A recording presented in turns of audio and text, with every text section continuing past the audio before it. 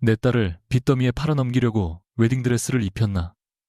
강태준, 오늘 내 결혼식은 장례식이 됐다. 남편은 부산 출장을 간다며 집을 나섰지만 그가 도착한 곳은 서울의 한 특급 호텔 예식장이었다. 새해 동안 숨겨온 여자와의 결혼식, 그리고 그 결혼을 통해 얻으려던 거대한 돈줄. 아내 한서연은 울며 찾아가지 않았다. 대신 가장 아름다운 포장지 안에 가장 잔혹한 진실을 넣어 보냈다. 신랑님, 곧 입장 준비하셔야 합니다.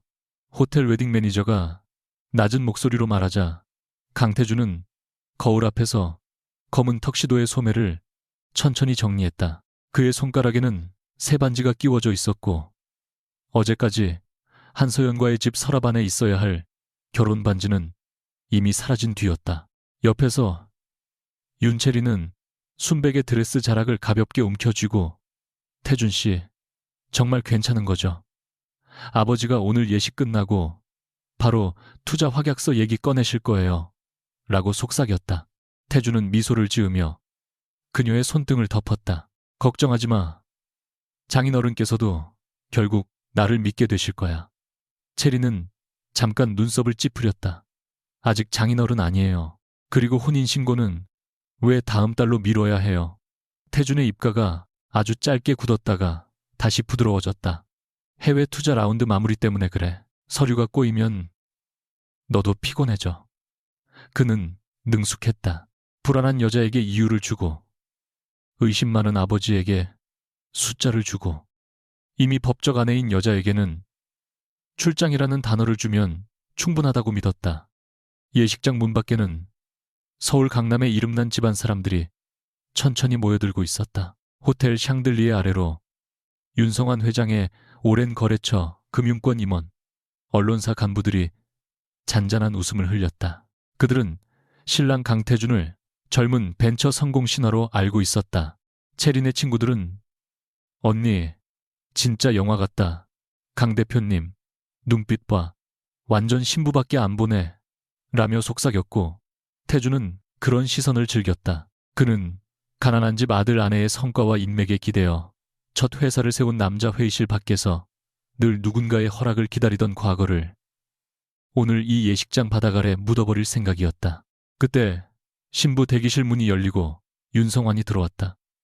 그는 딸의 베일을 바라보며 짧게 웃었지만 태준을 향한 눈빛은 칼날처럼 식어 있었다. 강 대표 오늘 끝나면 약속한 자료 원본을 내 사무실로 보내게.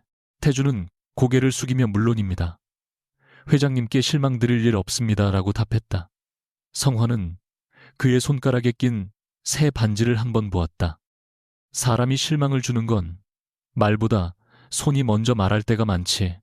태준은 그 말이 거슬렸지만 웃었다.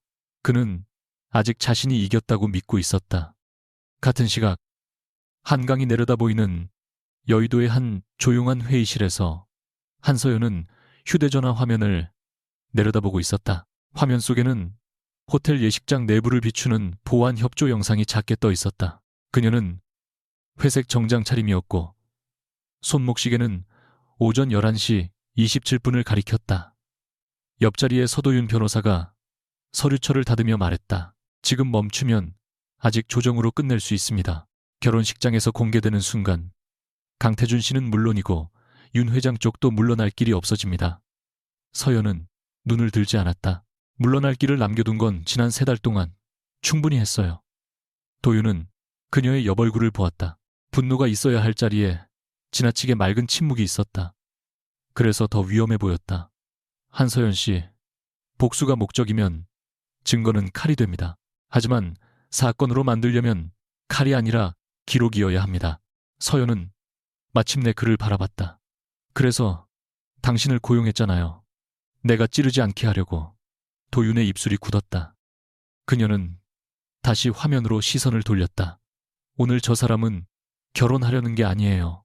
누군가의 집안을 담보로 잡으려는 거예요. 나는 그걸 멈출 겁니다. 서연이 태준의 거짓말을 처음 알아차린 건 그의 셔츠 소매에서 낯선 향수가 났기 때문이 아니었다. 그런 흔한 단서라면 차라리 그녀도 스스로를 속일 수 있었을지 모른다. 시작은 법인카드 사용 내역이었다. 부산 출장이라던 금요일 밤마다 결제지는 서울 청담동의 한 플라워 스튜디오였고, 새벽에는 호텔 라운지, 다음 날에는 고급 주얼리 매장이 찍혀 있었다. 태주는 늘 말했다. 고객 접대야. 네가 숫자 보는 사람이라 그런지 세상 모든 걸 의심하네. 서연은 그때 웃었다. 숫자는 거짓말하지 않지만 사람이 숫자를 숨길 수는 있지. 그 말에 태주는 그녀를 안고 당신은 너무 똑똑해서 피곤해 라고 속삭였다. 서연은 그 말에 오래 상처받지 않는 척했다. 그녀는 남편에게 공간을 주는 것이 사랑이라고 믿었다. 아버지가 보증 한 장 때문에 무너졌던 어린 시절 이후 그녀는 누구도 옥죄지 않는 어른이 되고 싶었다. 하지만 자유와 방임 사이에는 선이 있었고, 태주는 그 선 위에 두 번째 인생을 지어 올리고 있었다. 호텔 예식장 로비에 검은색 선물 상자가 도착한 것은 오전 11시 39분이었다. 상자는 흔한 축의금 봉투처럼 가볍지 않았고, 고급 가죽 질감의 포장 위에는 단정한 은색 리본이 묶여 있었다. 전달 직원은 접수대에 윤성환 회장님께 직접 전달해 달라는 요청입니다. 신부 측 중요한 선물이라고 들었습니다. 라고 말했다. 접수 직원은 잠시 망설였지만 봉투 겉면에 발신자 이름을 보고 표정이 굳었다. 한서연. 그 이름은 초대 명단에 없었다. 직원은 곧바로 성환의 비서를 찾았고, 비서는 상자를 들고 신부 대기실 옆 작은 응접실로 들어갔다. 성환은 상자를 보자마자 눈매를 좁혔다. 누가 보냈다고 비서가 낮게 답했다. 한서연이라는 분입니다. 체리는 그 이름을 듣고 고개를 들었다. 누구예요? 태준의 손이 아주 미세하게 멈췄다. 그 찰나를 성환은 놓치지 않았다. 강 대표 아는 이름인가? 태준은 곧바로 웃었다. 예전 회계자문을 맡겼던 사람입니다. 제 회사에 악감정이 좀 있습니다. 체린이 불안하게 그를 보며 왜 그런 사람이 내 결혼식에 선물을 보내요? 라고 묻자 태준은 낮게 말했다. 무시해. 성공하면 이런 사람들 생겨. 성환은 리본을 풀었다. 상자 안에는 꽃이나 보석이 없었다. 첫 번째 서류는 혼인관계 증명서 사본이었다. 강태준 한서연. 혼인 상태는 유효. 날짜는 누구도 변명할 수 없을 만큼 선명했다.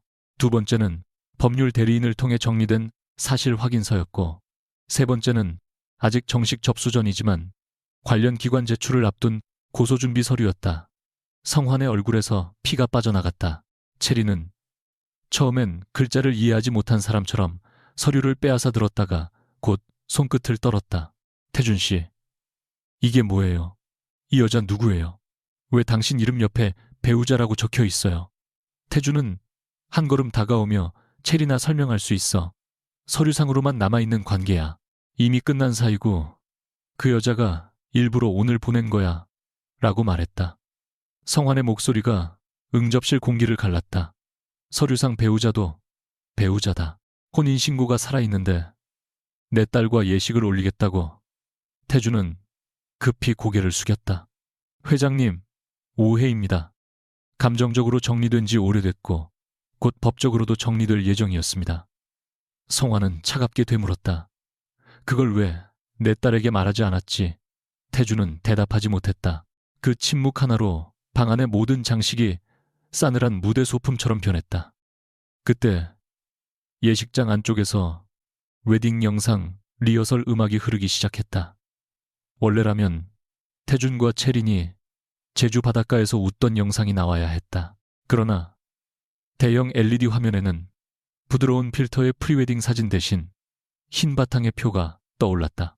강태준 대표 회사 부채 요약, 단기차 입금, 연체 가능성, 투자 확약, 미확인, 보증, 필요 금액.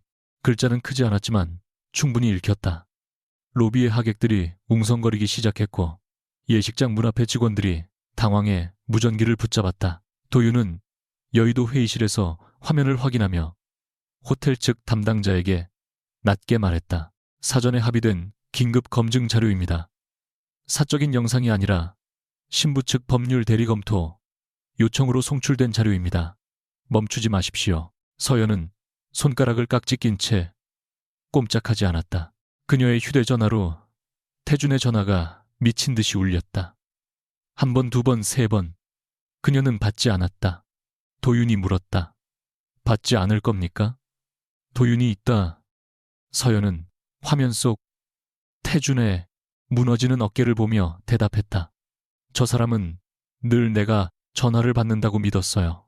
오늘은 그 믿음부터 끊을 거예요. 응접실 안에서 태준은 거의 본능적으로 휴대전화를 꺼냈다. 서연이 받지 않자 그의 얼굴은 처음으로 노골적인 공포를 드러냈다. 체리는 그 모습을 보고 더 창백해졌다. 당신 지금 그 여자한테 전화하는 거예요. 나한테 설명하는 게 먼저 아니에요. 태준은 잠깐이면 돼. 저 여자가 미쳤어. 내가 바로 정리할게. 라고 말했지만 그 말은 자기 무덤에 삽을 더 꽂는 꼴이었다. 성화는 비서에게 손짓했다. 은행 쪽 사람들 들어오지 못하게 해. 그리고 우리 법무팀장 연결해.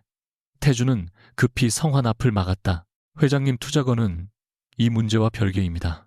제 회사 가치는 이미 검증됐고 오늘 예식만 끝나면 양가 협력 발표도 가능하지 않습니까? 성환의 눈빛이 차갑게 빛났다. 양가강 대표 자네에게 양가란 게 있기는 한가? 체리는 서류를 움켜쥔 채 떨리는 목소리로 물었다. 나랑 결혼하려던 이유가 뭐였어요? 나였어요. 우리 집이었어요. 태준은 대답을 찾아 입을 열었지만 어떤 말도 사랑처럼 들릴 수 없는 순간이었다. 예식장 안에는 이미 이상한 정적이 퍼졌다.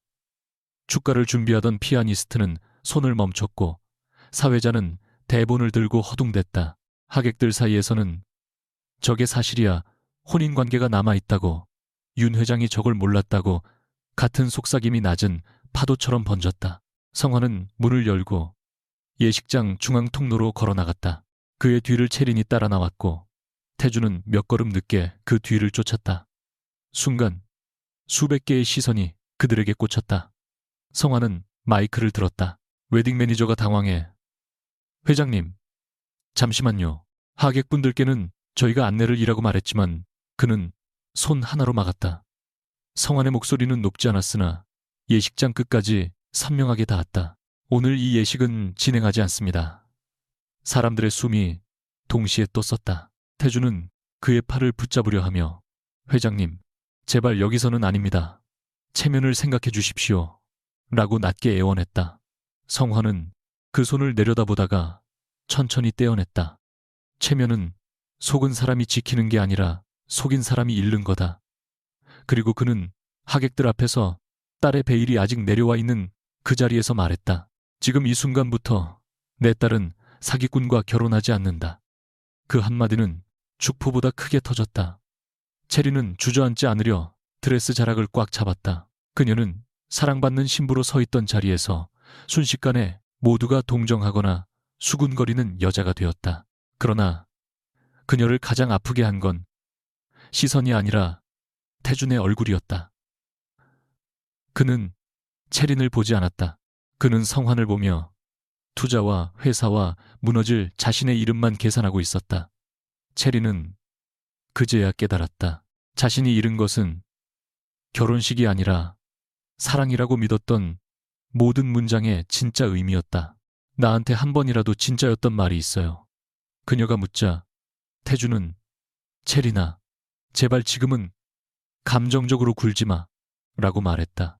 그 말에 체린의 눈빛이 완전히 식었다. 감정적으로 군 건 내가 아니라 당신 말을 믿은 내 인생이었어요. 성화는 딸의 어깨를 감싸며 밖으로 나가라고 지시했다. 태준은 뒤따르려 했지만 윤가의 경호 직원들이 조용히 길을 막았다. 폭력도 고함도 없었다. 그저 문 하나가 닫혔고 태준은 그 문 밖에 남겨졌다.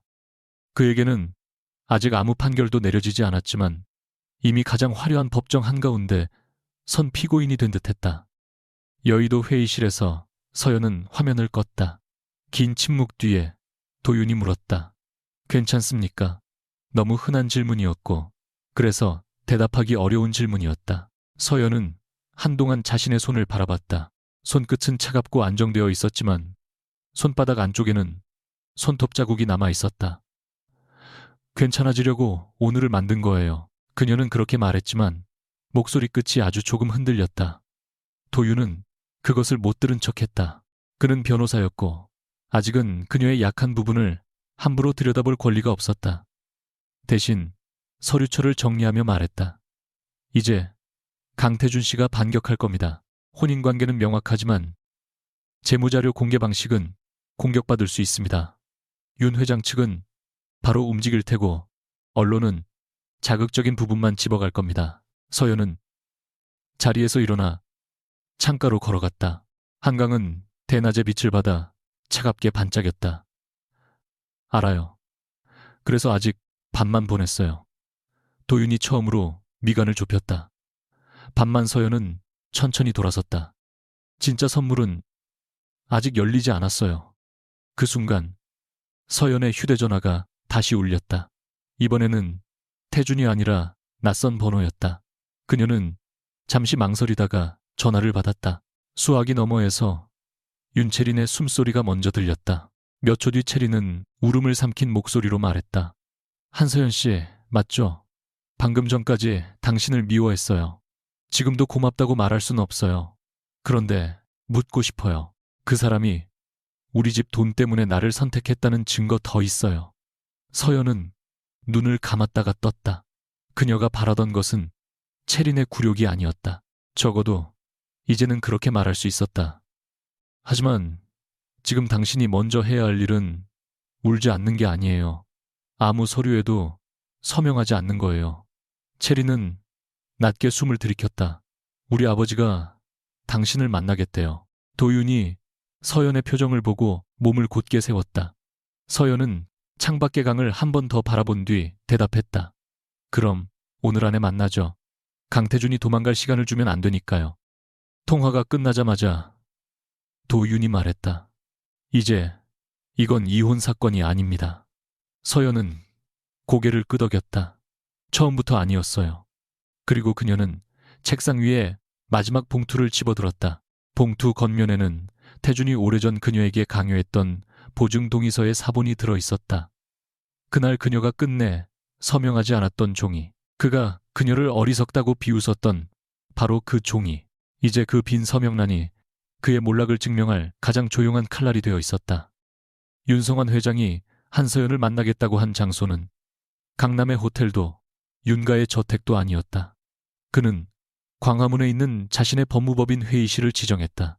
유리벽 너머로 세종대로의 불빛이 차갑게 흐르고 있었고 긴 회의 테이블 위에는 물 한 병 녹음 안내문, 그리고 아직 열리지 않은 검은 봉투 하나가 놓여 있었다.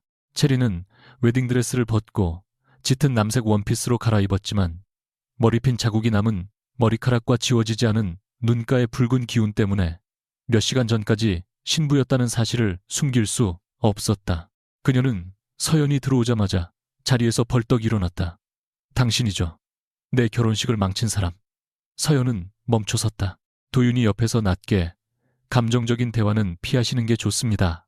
라고 말했지만 서연은 채린의 눈을 피하지 않았다. 아니요. 망친 건 내가 아니에요. 나는 늦게 도착한 사실을 보냈을 뿐이에요. 채린의 입술이 떨렸다. 그게 말이라고 해요. 당신은 나를 모든 사람 앞에서 웃음거리로 만들었어요. 서연은 조용히 대답했다. 당신이 오늘 서명했더라면 웃음거리로 끝나지 않았을 거예요. 그 말에 윤성환의 눈썹이 움직였다. 그는 딸을 말리지 않았다. 평생 숫자와 계약서로 사람을 읽어온 그는 지금 딸의 분노보다 서연의 침착함을 더 유심히 보고 있었다. 서연은 가방에서 얇은 파일을 꺼내 테이블 위에 놓았다. 윤채린 씨가 오늘 예식 뒤에 서명하기로 했던 가족자산 연계보증 동의서 초안입니다. 원본은 강태준 씨 측 법무팀에서 만들었고 귀하의 성명과 생년월일 계좌 보유 은행 정보까지 일부 들어가 있습니다. 채린의 얼굴이 굳었다. 난 그런 서류 본 적 없어요. 서연은 고개를 끄덕였다. 그래서 문제예요. 본 적도 없는 서류가 준비돼 있었으니까. 성화는 파일을 열어 첫 장을 넘기더니 차갑게 물었다. 이걸 어디서 구했습니까? 도윤이 대신 답했다. 출처는 지금 이 자리에서 전부 공개하지 않겠습니다. 다만 위법하게 취득한 자료가 아니라는 점. 그리고 윤 회장님 측이 직접 금융기관과 확인할 수 있는 항목만 정리했다는 점을 말씀드립니다. 성화는 도윤을 바라보다가 다시 서연을 보았다. 한서연 씨, 당신은 남편을 벌주고 싶은 겁니까? 아니면 우리 집을 구해줬다고 말하고 싶은 겁니까? 서연은 아주 잠깐 숨을 멈췄다. 둘 다 아니에요. 내가 어릴 때 보증서 한 장 때문에 집이 무너졌어요. 오늘 그 종이를 다시 봤습니다. 그래서 멈춘 겁니다. 회의실 공기가 조금 달라졌다. 체리는 아직 서연을 용서할 수 없었지만 그 말이 거짓말처럼 들리지는 않았다. 그녀는 손끝으로 파일 가장자리를 만지다가 낮게 물었다. 그 사람이 나를 사랑한다고 했어요. 우리 집이 아니라 나를 선택했다고 했어요. 새해 동안 그 말을 믿었는데 당신은 언제부터 알았어요? 서연의 눈빛이 희미하게 흔들렸다. 처음부터 알았다면 이렇게 오래 두지 않았겠죠. 3달 전 부산 출장 기록을 확인하면서 시작됐어요. 체리는 고개를 들었다. 부산 서연은 태블릿을 켜서 일정표를 보여주었다. 금요일 오후 서울역 근처 주차장 입차 기록 같은 날 밤 청담동 플라워 스튜디오 결제 토요일 오전 웨딩홀 상담 예약 일요일 새벽 자택 복귀 태준이 집에 돌아오던 날마다 그는 피곤하다고 말했고 서연은 그 말을 믿고 싶어 했다. 그는 늘 너무 자연스러웠어요. 거짓말도 오래 하면 생활이 되더군요. 서연이 그렇게 말하자 체리는 입술을 깨물었다. 자신이 받은 꽃다발 생일에 머물렀던 호텔 비밀스럽고 애틋하다고 믿었던 주말들이 다른 여자의 결혼을 깎아 만든 시간이었음을 처음으로 이해했다. 그러나 이해했다고 해서 상처가 줄어드는 것은 아니었다. 그때 서연의 휴대전화가 테이블 위에서 진동했다. 화면에는 강태준이라는 이름이 떠 있었다. 성환의 시선이 그쪽으로 향했고 체리는 숨을 삼켰다. 도윤이 받지 않으셔도 됩니다.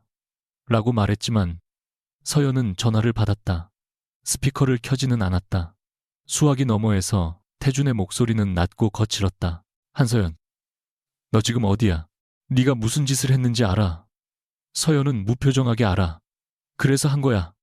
라고 답했다. 태준은 짧게 웃었다. 너 미쳤구나. 내가 너한테 이혼하자고 했으면 이렇게까지 안 했을 거야. 너 혼자 버림받은 여자처럼 굴면 내가 겁먹을 줄 알았어. 서연의 손등에 힘줄이 섰지만 목소리는 흔들리지 않았다. 당신은 이혼을 요구한 적 없어. 내가 의심하지 못하게 다정한 남편인 척했지. 태준의 숨이 거칠어졌다. 그 재무자료 어디서 났어? 그거 불법이면 너 끝이야. 내 직장, 내 자격, 내 이름 다 내가 끌어내릴 수 있어. 서연은 잠시 눈을 감았다. 3달 동안 가장 많이 상상했던 협박이었다. 그래서 덜 아플 줄 알았다. 그러나 실제로 듣는 목소리는 여전히 결혼 생활의 잔해를 긁었다. 끌어내려봐. 대신 당신도 준비해. 이제 내가 전화를 받는 마지막 날일 테니까.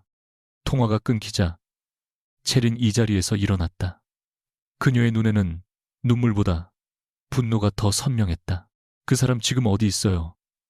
성환이 낮게 체리나 라고 불렀지만 그녀는 듣지 않았다. 나한테 직접 말하게 할 거예요. 그 사람 입으로 들을 거예요. 내가 돈이었는지 사람이었는지. 서연은 그녀를 막지 않았다. 대신 아주 조용히 말했다. 만나려면 혼자 가지 마세요.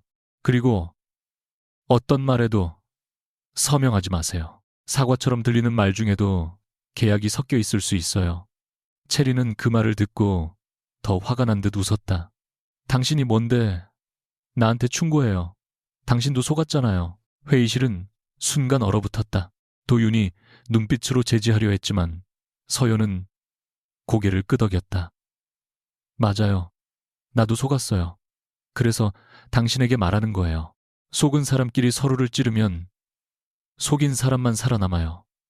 체리는 아무 말도 못했다. 처음으로 그녀의 눈앞에서 서연은 적이 아니라 먼저 피를 흘린 사람처럼 보였다.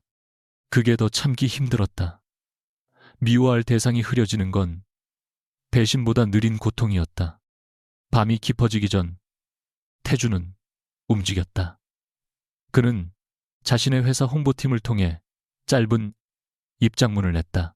사생활 문제로 인해 예식 진행이 어려워졌으나 일부 자료는 사실과 다르며 악의적인 왜곡 가능성이 있다는 문장이었다. 곧 경제지 온라인 페이지에 익명의 업계 관계자 말이 붙었다. 강 대표는 이미 오래전 별거 상태였고 배우자 측이 재무자료를 무단 활용했다는 의혹이 있다는 내용이었다. 서연의 이름은 직접 쓰이지 않았지만 그녀가 대형 회계법인의 감사팀 소속이라는 점이 흘러나왔다. 회의실을 나와 도윤의 차에 오른 뒤에야 서연은 그 기사를 보았다. 휴대전화 화면의 글자들이 지나치게 선명했다. 도윤은 운전석에 앉아 기사 제목을 확인하고 짧게 숨을 내쉬었다. 예상보다 빠릅니다. 강태준 씨가 겁먹었다는 뜻이기도 하지만 동시에 위험하다는 뜻입니다. 서연은 창밖을 보았다. 광화문 도로 위로 검은 차량들이 느리게 흘렀다. 내 이름은 아직 안 나왔어요. 도윤은 차갑게 말했다. 그게 배려라서가 아닙니다. 다음 공격을 위해 남겨둔 겁니다. 서연은 대답하지 않았다. 그녀는 갑자기 피곤했다. 이긴 날의 피로가 아니라 아직 끝나지 않았다는 사실을 아는 사람의 피로였다. 도윤의 사무실은 광화문 빌딩의 높은 층에 있었다. 직원들이 퇴근한 뒤라 복도는 조용했고 회의실 안에는 노트북 화면 빛만 남아 있었다. 도윤은 서연에게 따뜻한 차를 건네며 말했다. 이제부터는 공개보다 보존이 우선입니다. 강태준 씨가 자료 출처를 물고 늘어지면 당신이 아무리 피해자여도 프레임이 바뀝니다. 복수심 때문에 회사 기밀을 빼낸 배우자. 언론이 좋아할 이야기죠. 서연은 컵을 받았지만 마시지 않았다. 나는 회사 기밀을 빼낸 적 없어요. 압니다. 하지만 사람들이 사실보다 먼저 먹는 건 이야기입니다. 도윤의 말은 날카로웠고 서연은 그 날카로움이 자신을 향한 공격이 아니라 방패라는 것을 알면서도 아팠다. 변호사님은 내가 멈추길 바라나요? 도윤은 잠시 침묵했다. 나는 당신이 망가지지 않길 바랍니다. 그 말은 너무 조심스러워서 오히려 낯설었다. 서연은 그를 바라보았다. 처음 만났을 때 도윤은 서류보다 차갑고 상담료보다 정확한 남자였다. 그런데 지금 그의 눈에는 계산되지 않은 걱정이 있었다. 서연은 그것을 모른 척하고 싶었다. 모른 척해야 자신이 덜 흔들릴 것 같았다. 그날 밤 서연은 오랜만에 자신이 살던 아파트로 돌아갔다. 현관 비밀번호는 아직 바뀌지 않았고 문을 열자 결혼 생활의 냄새가 남아 있었다. 거실 한쪽에는 태준이 고른 검은 가죽 소파가 있었고 식탁 위에는 그가 출장 전 마시다 남긴 커피 캡슐 상자가 있었다. 그는 늘 정리된 사람처럼 보였지만 가까이 들여다보면 사소한 흔적을 방치했다. 서연은 안방 서랍을 열었다. 결혼 반지 케이스는 비어 있었다. 대신 가장 아래 칸에 오래전 태준이 내밀었던 서류 사본이 남아 있었다. 회사 운영상 필요하다며 그녀에게 서명을 요구했던 보증 동의서. 그때 태준은 웃으며 부부 사이에 이런 걸 따지는 게 더 이상하지 않아 라고 말했다. 서연은 그날 펜을 들었다가 내려놓았다. 아버지의 무너진 뒷모습이 떠올랐기 때문이었다. 태준은 서운한 척하며 며칠 동안 말을 줄였고 서연은 자신이 너무 차갑게 군 건 아닌지 죄책감을 느꼈다. 이제야 알았다. 그 죄책감마저 그가 설계한 것이었다. 서연은 빈 반지 케이스를 닫고 보증 동의서 사본을 새 봉투에 넣었다. 거실 불을 켜지 않은 채 앉아있던 서연에게 메시지 하나가 도착했다. 발신자는 저장되지 않은 번호였다. 내용은 짧았다. 강태준 대표가 오늘 밤 회사 서버 일부를 정리하라고 지시했습니다. 내일이면 늦습니다. 첨부 파일에는 내부 결제 화면을 캡처한 이미지와 삭제 예정 폴더 목록이 있었다. 서연의 심장이 빠르게 뛰었다. 그녀는 곧바로 도윤에게 전화를 걸었다. 도윤은 2번 울리기도 전에 받았다. 무슨 일입니까? 서연은 낮은 목소리로 말했다. 누군가 내부 자료 삭제 지시를 보냈어요. 나한테. 도윤은 즉시 물었다. 발신자에게 답하지 마십시오. 파일도 더 열지 마십시오. 지금 어디입니까? 집이에요. 짧은 침묵 뒤 도윤의 목소리가 더 낮아졌다. 문 잠그고 기다리십시오. 제가 갑니다. 서연은 반사적으로 거절하려 했다. 그럴 필요 없어요. 도윤은 이번에는 변호사처럼 말하지 않았다. 필요 있습니다. 지금부터는 증거보다 당신 안전이 먼저입니다. 통화가 끊긴 뒤 서연은 어두운 창에 비친 자신의 얼굴을 보았다. 싸움은 이미 예식장을 떠나 그녀의 집 앞까지 따라와 있었다. 30분 뒤 도윤이 아파트 현관 앞에 도착했을 때 서연은 문을 열기 전 체인부터 걸었다. 작은 틈 사이로 그를 확인한 뒤에야 문을 열었다. 도윤은 젖은 머리칼을 손으로 쓸어 넘기며 들어섰고 그의 코트 어깨에는 늦은 밤에 가는 비가 묻어 있었다. 그는 집안을 한번 훑고 나서 휴대전화와 노트북을 테이블 위에 두게 했다. 이 자료가 진짜라면 내부자가 있습니다. 하지만 함정일 수도 있습니다. 강태준 씨가 당신을 불법 접근자로 만들려고 미끼를 던졌을 가능성도 있어요. 서연은 그 말을 듣고 씁쓸하게 웃었다. 그 사람답네요. 남을 속이기 위해선 속인 기록까지 만들어내는 사람. 도윤은 그녀의 손에 들린 봉투를 보았다. 그건 뭡니까? 서연은 잠시 망설이다가 보증 동의서 사본을 꺼냈다. 내가 그날 서명했다면 오늘 윤채린 씨 자리에 내가 있었겠죠. 돈줄이 아니라 덫이 되어. 도윤은 서류를 읽으며 표정이 굳었다. 왜 이제야 말했습니까? 서연은 대답 대신 창밖을 보았다. 내가 틀린 선택을 하지 않았다는 걸 인정하면 그동안 참고 산 시간까지 모두 틀린 게 될까 봐요. 도윤은 그 말을 듣고 더 이상 추궁하지 않았다. 그는 자료를 따로 보존할 방법을 설명했고 서연이 직접 첨부 파일을 열지 않도록 절차를 정리했다. 모든 것은 차분했지만 두 사람 사이에는 이전과 다른 침묵이 놓였다. 그것은 변호사와 의뢰인 사이의 간격보다 조금 가까웠고 아직 이름 붙이기에는 위험한 거리였다.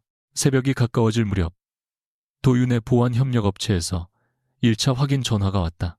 삭제 예정 폴더명 중 하나가 태준 회사의 단기 차입 계약과 해외 투자 확약서 원본을 담은 저장소와 일치한다는 내용이었다. 서연은 손을 꽉 쥐었다. 그 문서가 없어지면 윤 회장도 은행도 확인하기 어려워져요. 도윤은 고개를 저었다. 아직 끝난 게 아닙니다. 원본이 사라져도 지시한 흔적이 남습니다. 다만 내일 아침 전에 움직여야 합니다. 서연은 잠시 눈을 감았다가 떴다. 그럼 내가 움직일게요. 도윤은 즉시 말했다. 혼자서는 안 됩니다. 서연은 처음으로 그의 말을 밀어내지 않았다. 좋아요. 대신 내 싸움에서 나를 뒤로 밀지는 말아요. 도윤은 그녀를 바라보다가 천천히 고개를 끄덕였다. 그건 약속하죠. 날이 밝기 전 서연은 채린에게 짧은 메시지를 보냈다. 강태준 씨가 오늘 중 자료 삭제와 입장문 정리를 시도할 가능성이 있습니다. 윤 회장님, 법무팀이 은행 확인 절차를 바로 진행해야 합니다. 몇 분 뒤 답장이 왔다. 아버지께 전달했어요. 그리고 나 그 사람 만나러 가지 않을게요. 마지막 문장 뒤에는 오래 망설인 흔적처럼 빈칸이 길게 남아 있었다. 서연은 그 화면을 보며 묘한 감정을 느꼈다. 적이 하나 줄었다고 기쁜 것이 아니었다. 같은 거짓말에 다른 방식으로 상처 입은 여자가 이제 같은 방향을 보고 있다는 사실이 서글프게 안도감을 주었다. 그러나 바로 그 순간 도윤의 노트북에 새 메일 알림이 떴다. 발신자는 강태준의 회사에서 해임된 전 재무담당 임원 박명우였다. 제목은 단 한 줄이었다. 강태준 대표의 부채는 공개된 것보다 큽니다. 메일 본문 첫 문장은 더 짧고 더 위험했다. 한서연 씨가 모르는 차명 채무가 있습니다. 서연은 숨을 멈췄고 도윤은 화면을 닫지 않은 채 낮게 말했다. 이제야 진짜 이유가 나왔군요. 창밖으로 새벽빛이 올라오고 있었다. 결혼식은 끝났지만 강태준이 세운 거짓 왕국의 문은 이제 막 열리고 있었다. 아침 6시가 조금 넘었을 때 한서연의 이름은 마침내 기사 제목에 올라갔다. 대형 회계법인 소속 감사팀장이 배우자의 회사 내부 자료를 사적으로 활용했다는 의혹. 결혼식 파행 뒤 드러난 부부 갈등. 강태준 대표 측 법적 대응 검토. 단어들은 모두 조심스러웠지만 방향은 잔인하게 분명했다. 서연은 도윤의 사무실 회의실에서 그 기사를 읽었다. 책상 위에는 밤새 정리한 자료 보존 절차 확인서, 박명우 전 재무담당 임원의 매일 출력본이 쌓여 있었고 창밖으로는 출근길 차량들이 광화문 도로를 채우고 있었다. 도윤은 커피를 내려놓으며 말했다. 예상했던 프레임입니다. 지금 반박하면 더 커집니다. 서연은 화면을 끄지 않은 채 물었다. 가만히 있으면요. 도윤은 잠시 그녀를 보았다. 그럼 사람들이 그 침묵을 인정으로 읽을 수도 있습니다. 서연은 짧게 웃었다. 움직여도 다치고 멈춰도 다치네요. 도윤은 대답하지 못했다. 그가 할 수 있는 말은 법적 위험의 크기였지만 그녀가 견디는 것은 숫자로 잴 수 없는 모욕이었다. 서연의 회사에서는 오전 9시에 긴급 연락이 왔다. 감사본부장은 평소처럼 차분한 목소리였지만 말끝마다 회사의 평판과 고객사의 우려가 묻어 있었다. 한 팀장 사실관계 확인 전까지 현재 맡은 프로젝트에서 잠시 빠지는 게 좋겠습니다. 정식 징계는 아닙니다. 보호 조치라고 이해해 주세요. 서연은 보호라는 말이 때로 가장 정중한 배제라는 것을 알았다. 그녀는 알겠습니다. 필요한 자료는 법률 대리인을 통해 제출하겠습니다. 라고 답했다. 전화를 끊은 뒤 손이 조금 떨렸다. 도윤이 그것을 보았지만 모른 척하지 않았다. 이건 강태준 씨가 원한 반응입니다. 당신의 직업적 신뢰를 흔들면 이후 공개되는 모든 자료의 순도도 의심받습니다. 서연은 고개를 들었다. 그러니까 멈추라는 말인가요? 도윤의 눈빛이 단단해졌다. 지금은 공격하지 말자는 말입니다. 당신이 살아남아야 싸움도 계속됩니다. 서연은 서류철을 닫았다. 나는 살아남으려고 시작한 게 아니에요. 누군가 또 보증서에 서명하는 걸 막으려고 시작했어요. 도윤은 낮게 말했다. 그 둘을 구분하지 못하면 당신은 강태준 씨가 원하는 방식으로 무너집니다. 그 말은 서연의 가장 깊은 곳을 건드렸다. 그녀는 의자를 밀고 일어났다. 변호사님은 모든 걸 안전하게 만들고 싶겠죠. 서류는 안전하게, 말은 안전하게, 분노도 안전하게. 그런데 내 삶은 이미 안전하지 않았어요. 남편이 다른 여자와 결혼식을 준비하는 동안 나는 같은 집에서 그의 셔츠를 세탁했고 그의 거짓 출장비를 회사 비용처럼 정리했어요. 도윤의 얼굴이 굳었다. 그래서 더 냉정해야 합니다. 서연은 그를 향해 돌아섰다. 냉정했어요. 3달 동안 울고 싶을 때 통장 내역을 받고 소리치고 싶을 때 등기부를 확인했어요. 내가 더 얼마나 냉정해야 합니까? 회의실 안의 공기가 팽팽해졌다. 도윤은 처음으로 말을 잃었다. 그는 그녀의 분노가 폭발이 아니라 누적이라는 것을 보았다. 얇은 얼음 아래 차오른 검은 물처럼 서연의 감정은 조용해서 더 깊었다. 잠시 뒤 그가 낮게 말했다. 내가 두려운 건 당신의 분노가 아닙니다. 내가 두려운 건 당신이 당신 자신을 증거처럼 다루는 겁니다. 서연은 그 말을 듣고 아주 짧게 흔들렸다. 자신조차 자신을 사람으로 보지 않았다는 사실을 들킨 기분이었다. 같은 시각 강태준은 청담동의 조용한 회원제 라운지에서 윤채린을 기다리고 있었다. 그는 새벽까지 법무팀, 홍보팀, 대출 브로커에게 전화를 돌렸고 1시간도 자지 못했지만 거울 앞에서 얼굴빛을 정리했다. 채린이 들어오자 그는 바로 자리에서 일어났다. 와, 줘서 고마워. 네가 안 올 줄 알았어. 채린은 코트를 벗지 않았다. 듣고 싶어서 온 거예요. 믿고 싶어서 온 게 아니라. 태주는 상처받은 듯 웃었다. 체리나, 내가 너한테 다 말하지 못한 건 잘못이야. 하지만 한서연과는 오래전에 끝났어. 법적으로만 남아있던 관계였고 그 여자는 내 성공을 견디지 못했어. 체리는 아무 대답도 하지 않았다. 태주는 더 낮은 목소리로 이어갔다. 너도 알잖아. 나는 너 앞에서 한 번도 가난한 척, 불쌍한 척 한 적 없어.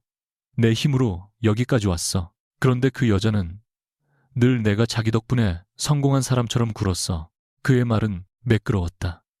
모욕당한 남자의 자존심, 오래 참은 상처, 너무 늦게 만난 사랑. 체린이 지난 새해 동안 가장 약했던 이야기였다. 그러나 오늘의 체린은 어제의 신부가 아니었다. 그녀는 가방에서 접힌 종이를 꺼냈다. 그럼 이건 뭐예요? 우리 집 이름으로 들어간 보증 초안. 내가 본 적 없는 내 정보. 이것도 한서연 씨가 질투해서 만든 거예요. 태준의 얼굴에서 아주 짧게 균열이 생겼다. 그는 곧바로 손을 뻗었지만 체리는 종이를 뒤로 뺐다. 만지지 마요. 복사본이에요. 태준은 낮게 숨을 들이켰다. 그건 절차상 준비된 문서야. 좌차상 간공, 준공. 내 아버지도 사업하는 분이니까 알 거야. 큰 협력에는 기본 자료가 필요해. 체린의 눈가가 붉어졌다. 왜 내게 말하지 않았어요? 태주는 한 걸음 다가왔다. 네가 겁낼까 봐. 네, 아버지가 나를 끝까지 시험할 걸 아니까. 나는 너랑 결혼하고 싶었고 동시에 회사를 지켜야 했어. 그게 죄야. 체리는 흔들렸다. 사랑했던 사람이 죄를 말할 때 사람은 죄보다 그 사람의 떨리는 목소리를 먼저 듣게 된다. 태주는 그것을 알았다. 그래서 더 다정하게 말했다. 내가 무너질 때 옆에 있어줄 수 있는 사람은 너뿐이야. 한서연은 나를 숫자로만 봤지만 너는 나를 사람으로 봐줬잖아. 체린의 손끝이 떨렸다. 바로 그때 그녀의 휴대전화가 울렸다. 아버지였다. 윤성환의 목소리는 짧고 단호했다. 지금 그 남자 옆에 있으면 바로 나오너라. 은행에서 확인했다. 그 보증 초안 단순 준비 문서가 아니다. 윤성환은 전화를 끊자마자 자신의 법무팀장에게 차가운 눈으로 물었다. 정확히 말해, 법무팀장은 회의실 스크린에 자료를 띄웠다. 강태준 대표회사가 지난달 말부터 단기 차입 연장 조건을 맞추지 못했습니다. 신규 투자 확약서가 있다고 주장했지만 해당 투자사 측 회신은 아직 없습니다. 그리고 문제의 보증 초안은 단순 내부 검토가 아니라 은행 측 사전질의 자료에 포함돼 있었습니다. 성화는 손가락으로 테이블을 한번 두드렸다. 그 작은 소리가 방 안 사람들의 등을 굳게 만들었다. 그러니까 내 딸 이름이 아직 결혼도 하지 않은 상태에서 대출 안정성 검토 자료에 들어갔다는 말인가? 법무팀장은 고개를 숙였다. 그렇습니다. 다만 최종 서명 전이라 법적 구속력은 없습니다. 성환의 입꼬리가 차갑게 내려갔다. 법적 구속력이 없다고 해서 모욕이 없어지는 건 아니지. 그는 창밖을 보았다. 평생 사업을 하며 많은 사기꾼을 봤지만 딸의 웨딩드레스를 담보물처럼 다룬 남자는 처음이었다. 성환은 곧바로 지시했다. 강태준 회사와 관련된 모든 미팅을 중단해. 그리고 한서연 씨 측과 다시 연결해. 이번에는 우리가 묻는 게 아니라 우리가 가진 것도 내놓을 차례다. 체리는 라운지 밖으로 나와 차에 타기 전까지 태준을 돌아보지 않았다. 태준은 그녀의 팔을 붙잡으려 했지만 윤가경호 직원이 조용히 사이에 섰다. 윤채린, 지금 가면 끝이야. 네가 나를 버리면 너도 세상 앞에서 속은 여자가 되는 거야. 그 말에 채린이 처음으로 멈춰 섰다. 그녀는 천천히 돌아보았다. 아니요, 내가 지금 남으면 나는 계속 속는 여자가 돼요. 태준의 얼굴이 일그러졌다. 한서연이 너한테 무슨 말을 했든 걔는 네 편이 아니야. 걔는 나를 망가뜨리려고 너를 이용하는 거야. 체리는 짧게 웃었다. 당신은 끝까지 누군가가 누군가를 이용한다고만 생각하네요. 그래서 내가 사랑한다고 말했을 때도 아버지가 믿어보자고 했을 때도 전부 기회로 들었겠죠. 태준은 더 이상 부드러운 얼굴을 유지하지 못했다. 그의 눈에는 두려움보다 분노가 먼저 떠올랐다. 체리는 그 눈을 보며 사랑이 끝나는 순간이 언제인지 알았다. 상대가 거짓말했다는 사실을 알 때가 아니었다. 그 거짓말이 들킨 뒤에도 끝까지 자신만 불쌍해하는 얼굴을 볼 때였다. 오후가 되자 서연과 도윤은 박명우 전 재무담당 임원을 만나기 위해 여의도의 오래된 비즈니스 호텔로 향했다. 박명우는 한때 태준 회사의 숫자를 가장 가까이에서 본 사람이었고 공식적으로는 회계 처리 문제로 해임된 인물이었다. 그는 로비 구석 카페에 앉아 있었는데 머리는 희끗했고 손에는 낡은 서류 가방을 쥐고 있었다. 서연이 자리에 앉자 그는 먼저 고개를 숙였다. 한서연 팀장님, 너무 늦게 연락드렸습니다. 도윤은 녹음 동의서를 테이블에 놓았다. 오늘 대화는 사실 확인을 위한 것입니다. 본인이 불리해질 수 있는 내용은 변호인 조력을 받은 뒤 말씀하셔도 됩니다. 박명우는 쓴웃음을 지었다. 이미 불리해질 만큼 됐습니다. 강 대표가 저를 잘라내면서 모든 부실을 제 판단으로 돌렸으니까요. 서연은 그의 눈을 보았다. 왜 지금 연락하셨죠? 박명우는 서류 가방을 열었다. 어제 예식장 화면을 봤습니다. 강 대표가 이번에는 윤 회장 집안을 물고 들어가려는 걸 알고도 제가 침묵하면 정말 공범이 되는 거니까요. 그는 오래된 이동식 저장 장치와 출력 서류를 꺼냈다. 공개된 부채는 절반입니다. 나머지는 차명 법인과 개인 간 계약으로 숨겨져 있습니다. 서연은 그 말을 듣는 순간 등줄기가 차가워졌다. 태준 회사가 어렵다는 것은 알았다. 그러나 절반이라니. 그녀가 준비한 보고서는 이미 충분히 위험했지만 박명우의 자료는 다른 차원의 일이었다. 도윤은 서류를 빠르게 훑으며 미간을 좁혔다. 이 자료가 진짜라면 단순한 부실 경영이 아닙니다. 투자자와 금융기관을 상대로 한 허위 설명 가능성이 있습니다. 박명우는 고개를 끄덕였다. 강 대표는 늘 말했습니다. 숫자는 늦게 따라오고 이미지는 먼저 돈을 부른다고요. 윤 회장과 혼사가 진행되면 은행이 태도를 바꿀 거라 믿었습니다. 딸 하나와 예식사진 몇 장이 가장 싼 담보라고 했습니다. 그 말을 들은 서연의 손이 멈췄다. 도윤이 조용히 그녀를 보았지만 그녀는 아무 표정도 보이지 않으려 했다. 그러나 안쪽에서는 무언가가 무너지고 있었다. 태준이 그녀를 속인 것은 새삼스럽지 않았다. 하지만 그가 누군가의 딸을, 누군가의 집안을 결혼이라는 단어를 이렇게 가격표처럼 말했을 줄은 몰랐다. 서연은 낮게 물었다. 증명할 수 있습니까? 박명우는 저장장치를 밀어놓으며 답했다. 일부는요. 전부는 아직 아닙니다. 저장장치, 북, 문의로, 원본은 회사 서버에 있고 오늘 밤 삭제될 겁니다. 돌아오는 차 안에서 서연은 오래 침묵했다. 도윤은 운전하지 않고 뒷좌석에 함께 앉아 있었고 운전기사는 일정한 속도로 여의도 도로를 빠져나갔다. 서류 가방은 두 사람 사이에 놓여 있었다.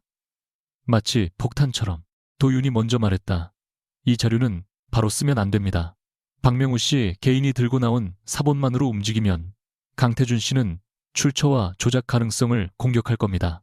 윤 회장 측과 은행 확인, 서버 보존 절차가 필요합니다. 서연은 창밖을 보며 말했다. 그 사이에 태준이 지우면요. 지운 흔적도 증거입니다. 하지만 지워진 사람은요. 도윤은 그녀의 말을 이해하지 못해 잠시 바라보았다. 서연이 천천히 고개를 돌렸다. 내 아버지도 그랬어요. 서류는 나중에야 진실을 말했지만 그때 우리 집은 이미 무너진 뒤였어요. 법이 따라오는 동안 사람은 먼저 부서져요. 도윤의 눈빛이 흔들렸다. 그는 자신의 아버지를 떠올렸다. 무혐의가 늦게 도착했을 때 사람들은 이미 등을 돌린 뒤였다. 그는 그래서 법을 믿으면서도 법의 속도를 증오했다. 그래도 절차를 지켜야 합니다.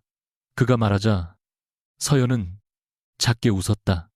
당신은 참 잔인하게 옳아요. 그날 저녁 태준은 마지막 도박을 걸었다. 그는 일부 기자들에게 서연이 오래전부터 이혼을 거부하며 자신을 감시했다는 메시지 캡처를 흘렸다. 캡처 속 문장은 교묘하게 잘려 있었다. 당신 지금 어디야? 오늘도 부산이야. 회사 일 맞아. 그것은 의심 많은 아내의 추궁처럼 보였지만 원래 대화에는 그의 거짓말과 앞뒤가 있었다. 기사 댓글에는 서연을 향한 조롱과 동정이 뒤섞였다. 도윤은 즉시 법적 조치를 준비했지만 서연은 더 오래 화면을 보지 못했다. 그녀는 사무실 복도 끝 창가에 서서 숨을 골랐다. 도윤이 뒤따라와 코트를 그녀의 어깨에 걸쳐주었다. 보지 마십시오. 서연은 낮게 말했다. 사람들이 나를 모르는데 왜 아픈 걸까요? 도윤은 옆에 섰다. 모르는 사람들이라서 더 아픕니다. 설명할 기회도 주지 않으니까. 서연은 그를 바라보았다. 변호사님도 그런 적 있어요. 도윤은 한동안 말이 없었다. 그리고 아주 천천히 말했다. 아버지가 그랬습니다. 혐의는 풀렸지만 사람들은 정정기사를 읽지 않았죠. 서연은 처음으로 그의 침묵에도 상처가 있다는 것을 알았다. 그가 차가운 사람이 아니라 늦게 도착한 진실을 너무 많이 본 사람이라는 것도. 두 사람 사이에 잠시 말없는 이해가 지나갔다. 그러나 그 순간은 길지 않았다. 도윤의 휴대전화가 울렸고 그의 표정이 곧바로 굳었다. 윤성환 측 법무팀이었다. 통화를 마친 그는 서연을 향해 돌아섰다. 윤 회장 쪽에서 내일 오전 비공개 회의를 제안했습니다. 은행 관계자, 법무팀, 박명우 씨까지 부를 겁니다. 강태준 씨에게도 참석 통보가 갈 가능성이 큽니다. 서연은 눈을 감았다가 떴다. 드디어 직접 마주해야 할 순간이었다. 3달 동안 그녀는 태준의 뒷모습, 거짓 일정, 결제 내역, 삭제된 메시지만 보았다. 이제는 그의 얼굴 앞에서 말해야 했다. 당신이 만든 거짓의 가격을 보라고. 도윤은 그녀의 망설임을 읽고 말했다. 한서연 씨, 내일 회의에서 당신이 직접 나설 필요는 없습니다. 내가 말하겠습니다. 서연은 천천히 고개를 저었다. 아니요, 이번엔 내가 말해야 해요. 도윤의 눈빛이 어두워졌다. 그가 당신을 흔들 겁니다. 서연은 담담하게 대답했다. 이미 충분히 흔들렸어요. 이제 흔들린 채로서는 법을 배울 차례예요. 밤 11시 서연은 사무실 작은 회의실에서 혼자 남아 내일 사용할 자료를 정리했다. 보증 동의서, 사본 부산 출장, 기록 체린의 이름이 들어간 은행 사전지뢰 자료, 박명우가 제공한 차명 채무 목록, 태준이 잘라 유출한 메시지의 원본 대화. 페이지가 넘어갈 때마다 결혼 생활의 한 장면이 같이 넘어갔다. 생일 케이크 앞에서 웃던 태준, 병원에 입원한 어머니를 대신 돌봐주던 태준, 첫 회사가 어렵다며 서연의 무릎에 얼굴을 묻던 태준. 전부 거짓이었을까? 아니면 어느 순간부터 거짓이 되었을까? 그 질문이 가장 위험했다.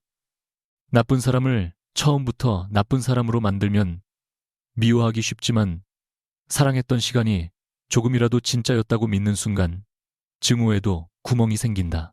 서연은 그 구멍을 서류로 막으려 했다. 그때 도윤이 조용히 들어와 따뜻한 물을 내려놓았다. 자야 합니다. 서연은 웃지 않고 말했다. 내일 무너지지 않으려면 오늘 다 봐야 해요. 도윤은 잠시 그녀를 보다가 맞은편에 앉았다. 그럼 같이 봅시다. 대신 당신이 사람이었다는 증거까지 삭제하지는 맙시다. 서연은 대답하지 못했다. 그 말이 이상하게 오래 남았다. 새벽이 가까워질 무렵 박명우에게서 추가 메시지가 도착했다. 내일 회의 전에 강 대표가 먼저 움직일 수 있습니다. 그는 해외 투자 확약서를 진짜처럼 보이게 만든 원본 파일을 가지고 있습니다. 서연은 즉시 도윤에게 화면을 보여주었다. 도윤은 메시지를 읽고 낮게 말했다. 그 문서가 핵심이군요. 잊지도 않은 투자로 부채를 덮고 윤 회장 집안의 보증 가능성으로 은행을 안심시키려 한 겁니다. 서연은 눈을 들어 그를 보았다. 내일 그걸 공개할 수 있을까요? 도윤은 짧게 침묵했다. 공개가 아니라 확인을 유도해야 합니다. 우리가 말하면 주장이고 은행과 윤 회장 측이 직접 확인하면 사실이 됩니다. 서연은 고개를 끄덕였다. 그녀는 이제 알았다. 복수는 칼을 높이 드는 일이 아니라 상대가 스스로 숨긴 칼자루를 잡게 만드는 일이었다. 창밖의 서울은 아직 어두웠지만 멀리 빌딩 사이로 희미한 빛이 올라오고 있었다. 서연은 마지막 자료철 위에 손을 얹었다. 결혼식장에서 보낸 선물은 시작일 뿐이었다. 내일 강태준은 자신이 쓴 왕관이 금이 아니라 비주로 만들어졌다는 사실을 모두 앞에서 확인하게 될 것이다. 비공개 회의는 윤성환이 소유한 여의도 사옥의 가장 높은 층에서 열렸다. 회의실 창밖으로 한강과 금융가 빌딩들이 한눈에 내려다 보였지만 안쪽 공기는 전망과 어울리지 않게 무겁고 낮았다. 긴 테이블 한쪽에는 윤성환과 그의 법무팀 은행 심사 담당 임원들이 앉았고 맞은편에는 강태준과 그의 회사 법무이사 급히 불려나온 홍보 책임자가 앉아 있었다. 한서연은 서도윤과 함께 조금 늦게 들어왔다. 그녀는 검은 정장 차림이었고 손에는 두꺼운 파일 하나만 들고 있었다. 태준은 그녀를 보자마자 비웃음부터 지었다. 결국 직접 왔네. 네가 이렇게까지 나를 망신 주고 싶어하는 줄은 몰랐다. 서연은 의자에 앉기 전 그를 똑바로 바라봤다. 당신이 망신당한 건 내가 와서가 아니라 당신이 숨긴 숫자가 너무 많아서야. 태준의 눈가가 굳었지만 그는 곧장 성환에게 고개를 돌렸다. 회장님, 이 자리는 사적인 감정 싸움이 아니라 회사의 신뢰를 확인하는 자리여야 합니다. 제 아내, 아니 전 배우자와 다름없는 사람이 악의적으로 만든 자료에 흔들리실 필요 없습니다. 도윤이 차갑게 말했다. 정정하겠습니다. 두 분은 아직 법적 배우자 관계입니다. 이 회의의 출발점은 바로 그 사실입니다. 그 한마디가 테이블 위에 첫 번째 모처럼 박혔다. 태준의 법무이사가 서류를 넘기며 혼인관계가 남아있는 점은 인정하되 실질적으로 파탄 상태였다는 입장입니다.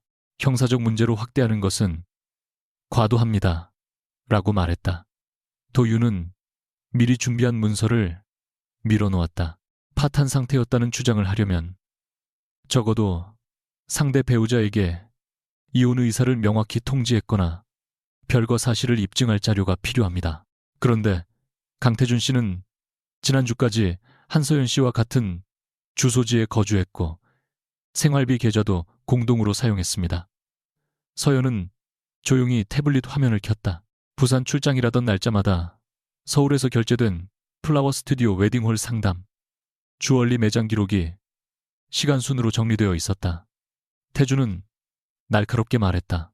그건 사생활 침해입니다. 서연은 그를 향해 눈을 들었다. 당신 법인카드 사용 내역이야. 내가 당신의 주머니를 뒤진 게 아니라 회사 감사 과정에서 확인 가능한 비용 처리를 본 거야. 출장비라고 청구된 돈이 웨딩 상담에 쓰였으니까. 은행 임원 중 한 명이 고개를 들었다. 그 순간 태준은 처음으로 사생활이 아니라 회계 문제로 화살이 바뀌었다는 사실을 깨달았다. 윤성환은 팔짱을 낀 채 말을 아끼고 있었다. 그는 딸이 회의실에 들어온 뒤에도 눈길을 주지 않았다. 윤채리는 아버지의 오른쪽 뒤에 앉아 있었고 어제까지 신부가 될 예정이었던 사람답지 않게 검은 재킷에 묶은 머리로 모습을 바꿨다. 태준은 그녀를 향해 부드럽게 말했다. 체리나, 네가 나를 오해하고 있는 건 알아. 하지만 여기 있는 사람들 모두 사업을 해본 사람들이야. 준비 문서 하나로 사람을 사기꾼 만들 수는 없어. 체리는 손 안에 펜을 내려놓았다. 그래서 묻고 싶어요. 당신이 나한테 혼인신고를 다음 달로 미루자고 한 이유가 정말 해외 투자 때문이었어요. 태준은 기다렸다는 듯 고개를 끄덕였다. 맞아. 투자 마감 전후로 가족관계 변동이 생기면 서류가 복잡해져. 체리는 서연 쪽을 한번 보았다가 다시 태준에게 말했다. 그런데 은행에는 왜 우리 집과의 혼사가 확정됐고 결혼 직후 가족 자산을 연계한 보증 협의가 가능하다고 설명했어요. 태준의 입술이 굳었다. 그건 실무진이 과하게 표현한 거야. 성환이 처음으로 낮게 웃었다. 이상하군. 과한 표현은 늘 실무진이하고 이익은 대표가 가져가지. 도윤은 박명우를 회의실 안으로 불렀다. 태주는 그가 들어서는 순간 의자를 거칠게 밀었다. 저 사람은 해임된 직원입니다. 개인 감정으로 날 음해하는 사람 말을 듣겠다는 겁니까? 박명우는 허리를 숙여 인사한 뒤 서류 가방에서 출력물을 꺼냈다. 그의 손은 조금 떨렸지만 목소리는 의외로 차분했다. 강 대표님, 제가 감정이 있었다면 더 일찍 말했을 겁니다. 어제까지 침묵한 건 제 비겁함 때문입니다. 도윤은 테이블 중앙 모니터에 자료를 띄웠다. 단기차 입금 개인 간 차용증 관계 법인을 통한 우회 채무 미확정 투자 확약서. 숫자는 복잡했지만 도표는 잔인할 만큼 단순했다. 회사는 성장 중인 것이 아니라 새 돈으로 낡은 빚을 밀어내는 중이었다. 태주는 얼굴을 붉히며 스타트업은 원래 현금 흐름이 빡빡합니다. 이걸 부실이나 사기처럼 몰아가는 건 금융을 모르는 사람들의 억지입니다. 라고 말했다. 서연은 조용히 한 장의 문서를 꺼냈다. 그래서 이걸 준비했겠지. 실제 투자 확정이 없는데도 확정된 것처럼 만든 해외 투자 확약서 초안. 은행 임원이 즉시 몸을 앞으로 기울였다. 그 문서는 저희가 사전 검토 때 받은 형식과 유사합니다. 태준의 법무이사가 급히 끼어들었다. 초안입니다. 실제 제출 문서가 아닙니다. 도윤은 바로 받아쳤다. 그러면 원본 파일의 생성자와 수정 시간을 확인하면 됩니다.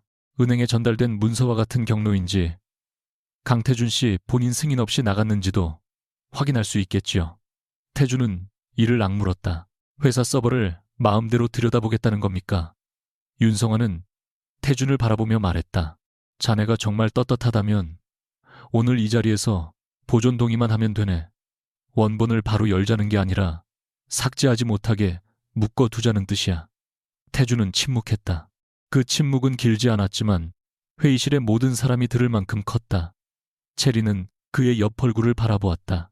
새해 동안 그녀가 사랑한 남자는 늘 대답을 잘했다. 무슨 질문을 해도 준비된 문장처럼 부드럽게 흘러나왔다. 그런데 지금 그는 처음으로 말이 없었다.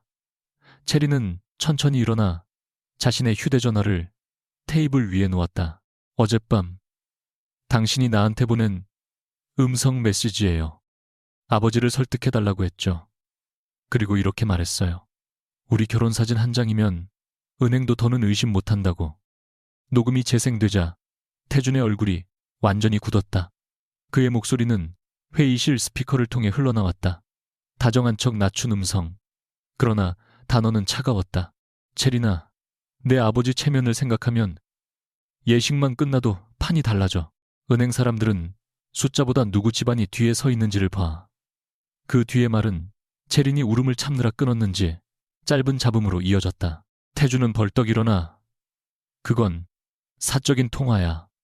불법 녹음입니다. 라고 외쳤다. 도윤은 즉시 말했다.